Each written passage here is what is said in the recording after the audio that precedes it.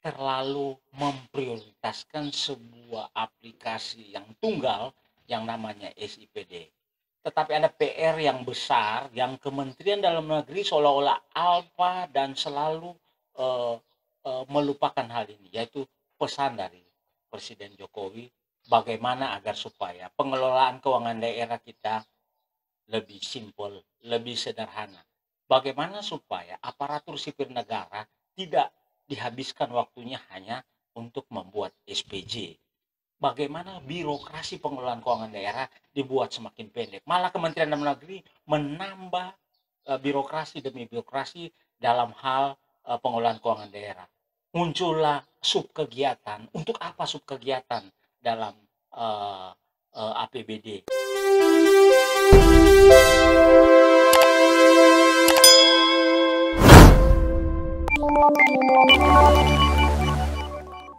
Para petualang sekalian, jumpa lagi dengan saya Noldi di channel Petualang Ide. Bagi para petualang sekalian yang baru pertama kali mampir di channel ini, perlu diperkenalkan channel Petualang Ide adalah channel yang membahas, berbincang-bincang, berbagi, berdiskusi tentang keuangan daerah dan pemerintahan secara umum. Hampir semua aspek dari keuangan daerah telah kita bahas di channel ini. Kita banyak menyoroti dari segi legalnya, bagaimana pengelolaan pengaturan tentang keuangan daerah, kemudian sedikit-sedikit ada yang teoritik, dan banyak pula kita membahas bagaimana pengelolanya dan sisi praktisnya. Kita pernah membahas mengenai PPTK, bendahara SKPD, bendahara umum daerah. Hampir semua aspek dari pengelolaan keuangan daerah telah kita bahas. Kemudian kita juga pernah membahas tentang COVID-19, bagaimana membuat refocusing di masa pandemi COVID-19. Kita ketahui bersama para pengelola keuangan daerah banyak waktunya, tenaga, pikiran tersita untuk bagaimana melakukan refocusing dan menganggarkan program dan kegiatan yang kompatibel dengan pandemi COVID-19 yang kita alami, dan sampai dengan 2021 dampaknya masih sangat terasa walaupun vaksin sudah mulai dilakukan di seluruh wilayah Indonesia. Walaupun semua aspek telah kita bahas, kita diskusikan, kita bagi, kita perbincangkan, bahkan ada beberapa yang diperdebatkan di kolom komentar, kami rasa tidak afdol kalau kita tidak membahas satu hal yang banyak merepotkan para pengelola keuangan daerah, karena di dalamnya dalam tanda kutip ada unsur pemaksaan, unsur bagaimana harus dijalankan di tahun anggaran 2021, yaitu Sistem Informasi Pemerintah Daerah atau SIPD. Apa itu SIPD? Kenapa kita harus pakai? Kemudian bagaimana ke depannya? Adakah hal-hal yang perlu diperbaiki dari SIPD? Kita akan bahas dalam kurang lebih 10 menit ke depan. Silakan yang mau mengikuti sampai akhir video ini, silakan disiapkan kopi atau cemilan. Mari kita bahas secara pelan, dan bagi teman-teman yang merasa ini ada manfaatnya, silakan di like, di share. Tetapi kalau merasa ini tidak ada manfaatnya, kurang bermanfaat, silakan di dislike. Ayo kita mulai bahas. Yang pertama, pertanyaan ketika kita berdiskusi tentang SIPD, kenapa kita harus pakai SIPD? Tentu bicara pemerintah daerah, semacam omnibus law-nya pemerintah daerah itu adalah Undang-Undang Nomor 23 Tahun 2014 tentang daerah, di mana pada pasal 274 disebut perencanaan pembangunan daerah didasarkan pada data dan informasi yang ada dalam SIPD. Kemudian pada pasal berikutnya, pasal 394 yang berbicara tentang keterbukaan informasi publik, disampaikan bahwa daerah wajib menyampaikan atau wajib mengumumkan informasi pembangunan daerah dan informasi keuangan daerah. Kemudian pada ayat yang kedua dari pasal 394 disebut bahwa selain diumumkan kepada masyarakat informasi pembangunan daerah dan pengelolaan keuangan daerah diumumkan kepada masyarakat dan kemudian wajib juga disampaikan kepada Menteri Dalam Negeri. Itu amanah dari Undang-Undang Nomor 23 Tahun 2014 yang merupakan dasar dari berotonomi daerah di Indonesia, Undang-Undang tentang pemerintahan daerah. Jadi dua hal itulah yang kemudian menjadi dasar kenapa kita harus menggunakan SIPD. Kemudian apa sih sebenarnya SIPD? SIPD sendiri secara idealis kita bisa merujuk definisinya dari dari Peraturan Menteri Dalam Negeri Nomor 70 Tahun 2019 tentang SIPD, di mana SIPD didefinisikan sebagai pengelolaan informasi pembangunan daerah, informasi keuangan daerah, dan informasi pemerintahan daerah lainnya yang saling terhubung untuk dimanfaatkan dalam penyelenggaraan pembangunan daerah. Itu definisi idealisnya dalam Permendagri Nomor 70 Tahun 2019. Jadi ada sebuah pengelolaan informasi pembangunan daerah, informasi keuangan daerah, dan informasi dalam daerah yang saling terhubung dalam satu sistem yang dimanfaatkan untuk penyelenggaraan pembangunan daerah. Demikian kita mendefinisikan SIPD dari sisi legalnya dalam Permendagri Nomor 70 tersebut. Tetapi dalam keseharian ketika kita ditanya kepada semua pengelola keuangan daerah di Indonesia, maka mereka akan mengartikan bahwa SIPD adalah sebuah aplikasi yang berbasis web. Sekali lagi, sebuah aplikasi yang berbasis web yang dibangun dan dikembangkan oleh Kementerian Dalam Negeri yang berisi informasi pembangunan daerah dan informasi keuangan daerah serta informasi lainnya dalam rangka penyelenggaraan pemerintahan daerah. Jadi definisi praktisnya kemudian menjadi lebih kecil, itu adalah sebuah aplikasi yang berbasis web yang wajib digunakan oleh pemerintah daerah dan dibangun dan dikembangkan oleh Kementerian Dalam Negeri. Jadi kalau bukan dikembangkan oleh Kementerian Dalam Negeri, maka itu bukan SIPD. Jadi ada monopoli definisi dari Kementerian Dalam Negeri yang dimaksud sistem informasi pemerintah daerah ini loh, aplikasi yang berbasis web yang kami kembangkan ini, silakan digunakan, inilah SIPD. Anda tidak boleh mendefinisikan lain mengenai SIPD. Oleh karena itu banyak pemerintah daerah kemudian membuat definisi yang olok-olokan terhadap SIPD, sistem informasi perepotan daerah, sistem informasi penghambat daerah, sistem informasi pembodohan daerah, sistem informasi pembodohan daerah. Banyak kemudian olok-olokan terhadap SIPD ini. Pertanyaan selanjutnya, apakah aplikasi SIPD ini aplikasi yang berbasis web tentang informasi pembangunan daerah, keuangan daerah, dan informasi lain ini, kalau ditanya apakah ini bagus, baik atau tidak, kita minimal bisa melihat sebuah aplikasi baik atau tidak itu dari 3 hal. Yang pertama, aplikasi itu unggul dalam sebuah kompetisi. Kita ingat dulu ada Friendster di medsos, kemudian begitu lahirnya Facebook itu hilang, Facebook unggul, kemudian ada BBM.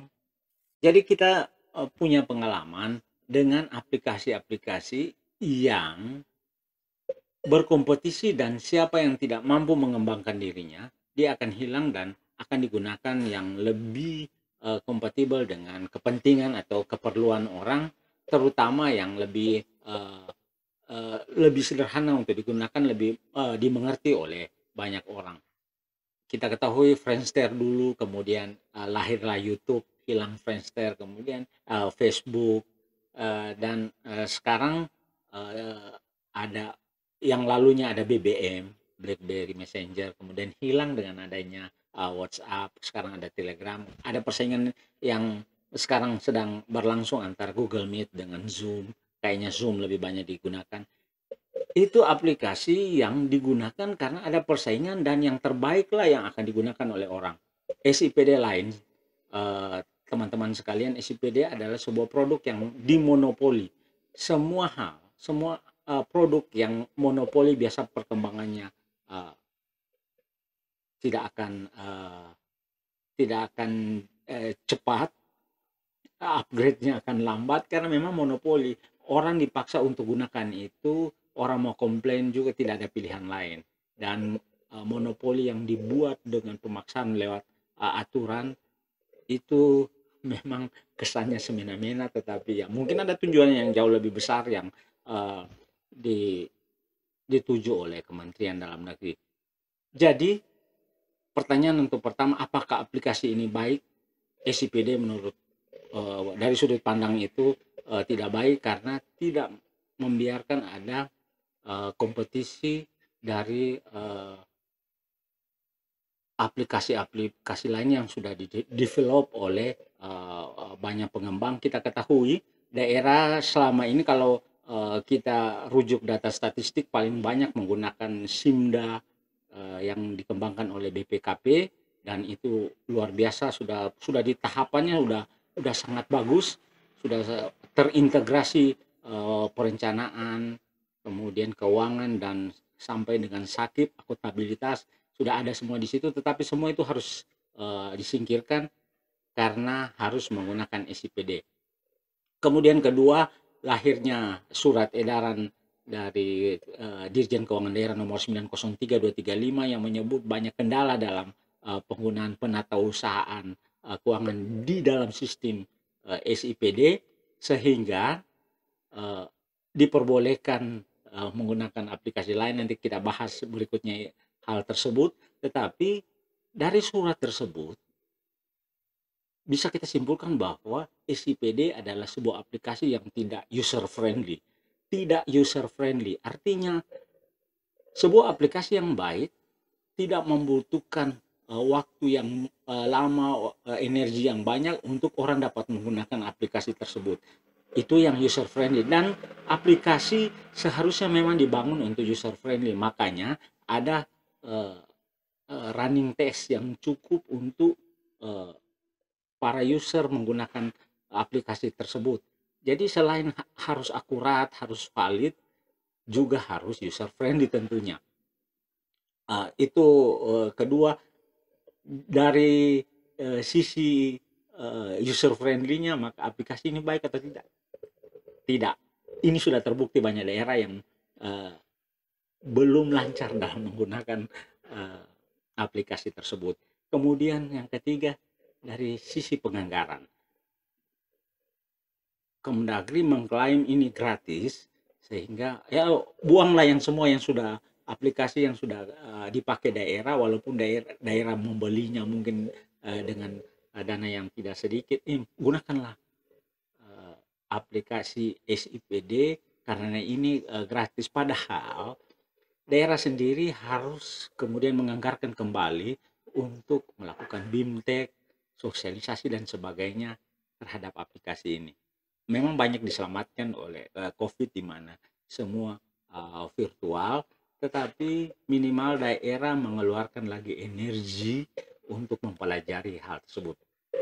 Untuk hal ini, aplikasi SIPD bukanlah aplikasi yang gratis bagi daerah, karena sesuatu yang baru membutuhkan energi yang lebih untuk dipelajari. Itu pandangan kami mengenai aplikasi tersebut, apa baik atau tidak SIPD. Dilihat dari tiga tadi, dia tidak menciptakan iklim kompetisi di antara para pengembang aplikasi sehingga dia bersifat monopoli, itu tidak baik. Kemudian tidak user friendly, kemudian menimbulkan anggaran yang baru. Yang jadi pertanyaan, kenapa ini sampai wajib? Tentu sudah disampaikan tadi, yang pertama ada sanksi untuk kepala daerah yang tidak menggunakan SIPD, itu ada di Permendagri 70 tahun 2019, kemudian pasal 394 Undang-Undang nomor 32, Undang-Undang nomor 23 tahun 2014 tentang pemerintahan daerah mengenai keterbukaan informasi publik, di mana informasi pembangunan daerah dan keuangan daerah dan informasi lain wajib diumumkan kepada masyarakat. Kemudian ada sanksi yang jelas. Hal tersebut membuat kenapa SIPD ini wajib digunakan oleh daerah. Kemudian kita tidak bisa menghindari lagi di dalam Permendagri 70 tersebut disebut paling lambat 1 tahun semua paling lama 1 tahun setelah Permendagri 70 2019 ini ditetapkan. Jadi September seharusnya semua aplikasi sudah satu, yaitu SIPD. Jadi pasal 31 tersebut telah dilanggar oleh Dirjen Keuangan Daerah dengan memperbolehkan adanya sistem lain yang diinput. Karena sekali lagi ini kebijakan kepepet karena ketidakmampuan mempersiapkan aplikasi ini ready. Pertanyaan siapa yang salah? Bulan Desember semua daerah sudah was-was, banyak daerah yang kemudian diam-diam tetap melakukan input menggunakan aplikasi yang lain, karena sampai dengan akhir bulan Desember belum ada running test SIPD dalam penatausahaan keuangan daerah, dalam pengelolaan keuangan daerah, sehingga waktu yang digunakan untuk tes SIPD dalam hal ini penatausahaan keuangan tidak cukup. Kalau tidak salah launching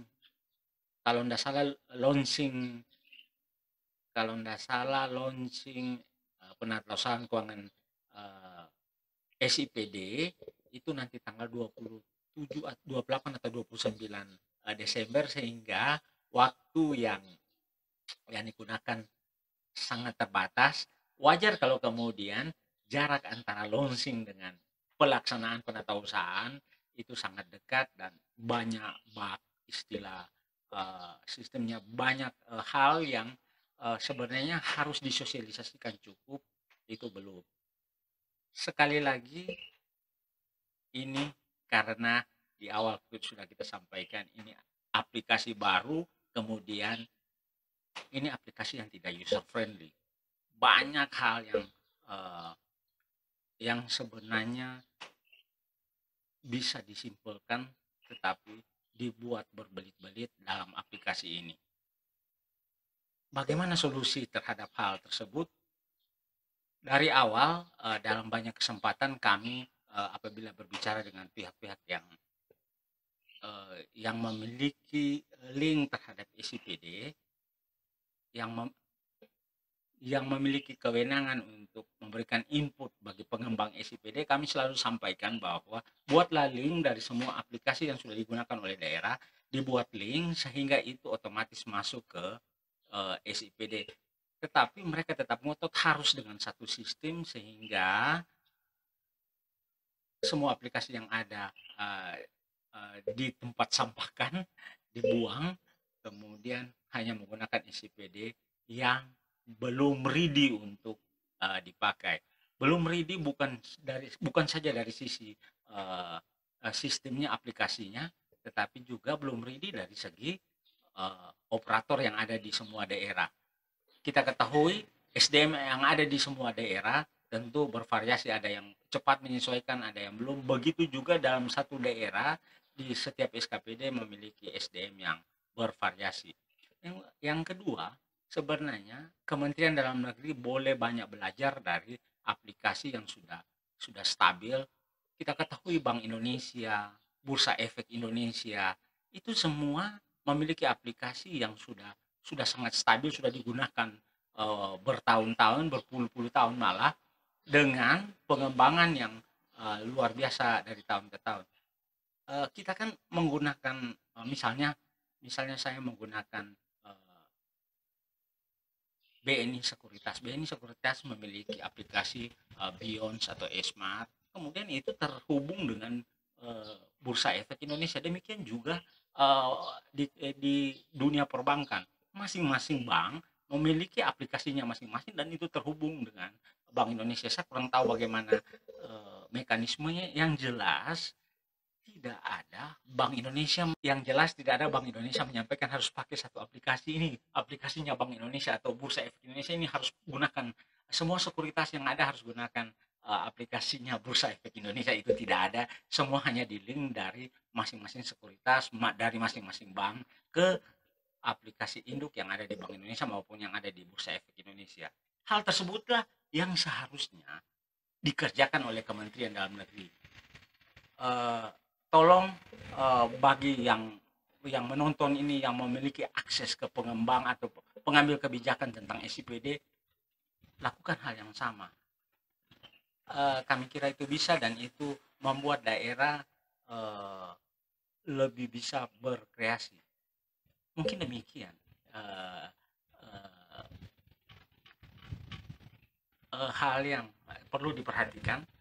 Mungkin demikian hal yang perlu diperhatikan dan yang, stressing utama dari video ini, kenapa hal ini sulit?